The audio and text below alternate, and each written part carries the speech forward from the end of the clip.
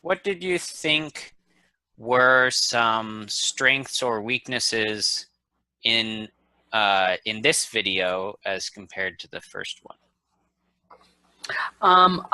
With this video, let me see, let me just kind of get my notes. Let me, I guess, kind of go over, I really liked in here where you have in standard one when you talked about the birthdays and the celebrations and the comparing with Taiwan and the States. That was really good. And then the little girl where you just really gave an opportunity for discussion, and she added on about money. And I'm not sure, it sounded like she said 2,000.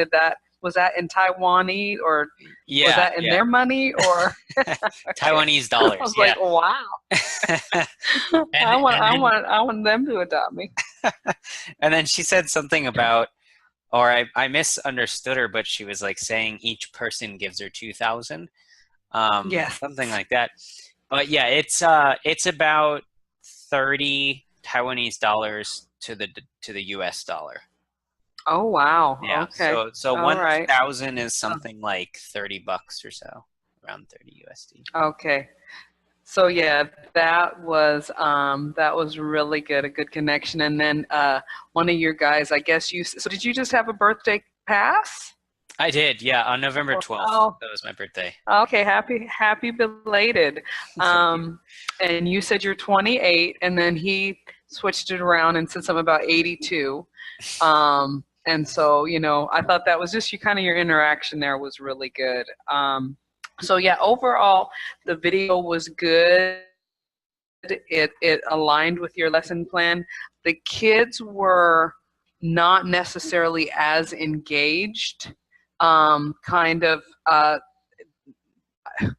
how do I say this? It wasn't a bad thing. It just maybe was a little more, I think organized is too strong, but there was maybe a little more activity and maybe not a lot of engagement like there was in the first one. Yeah, but other than that, I loved, yeah. So that was really as far as, and that wasn't even a negative, but that would have been the difference that I saw. Do you think it could be something going forward? Do you think could be something that's maybe it could be addressed by setting clearer expectations, or and I did notice that. I think my first thought, and I think you had set it up here, you said something about seating arrangement. I'm not sure like how big your class is, but so the biggest thing that I saw, kind of the commotion, was at the end. And the end you did really well with the retelling. And I really liked that, with the retelling of the story, you had them go over it. But just a suggestion, when you're doing collaborative things, changing the seats. Like right now, you kind of have them against the wall, and so you'll be addressing, say, the little girl, and the little boy's kind of over here by himself doing his own thing.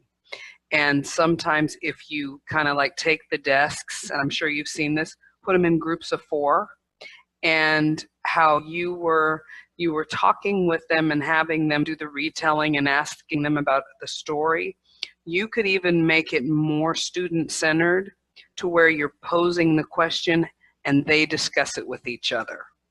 And then you come back as kind of like a whole class discussion. And what that does is it keeps everybody engaged, because you kind of had like, you were talking with Andrew, I think you had one little boy kind of doing his own thing. So it just kind of keeps everyone engaged.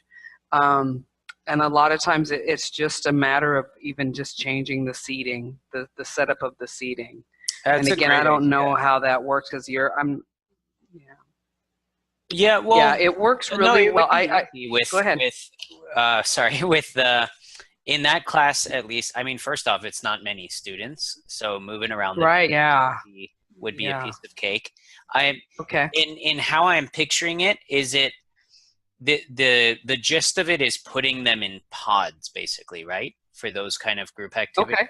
Is that Yeah. what you're Yeah, well, what what you're I saying? use, and I'm going to send you out, after we get done here and all that, it's a structure that I use. It's called a Kagan structure. It's just it's collaboration, cooperative learning. And so what I do is the kids are, in fours, and I usually have like a medium high and a low, kind of like the peer tutoring peer thing. Hmm. And so that's what I do. I do exactly what you did. We're going to go over a story. And again, I don't know as far as like if reading is a big focus or if it's Presentation that I'm doing with one other partner. We were supposed okay. to define the difference between discussion and what I realized I do pretty frequently, which is technically just lecturing with some discussion Hmm. questions sprinkled in. And there's this Right. big qualitative difference between the two, and how a teacher needs to become accustomed to just being the facilitator and have the Yeah. the confidence to take the hands off, kind of. Yeah. And yeah, that was And this really structure really eye-opening. helps that. It really helps that. Because, and that's what we are looking at. We want a student-centered classroom. We want them to be the learners. We're here if you need us. Hmm. And it's more intrinsic, and they learn better, and they hold on to what they've learned. So I'll definitely send you a link um, to the Kagan structures, Yeah, and it that would be really greatly helps. appreciated.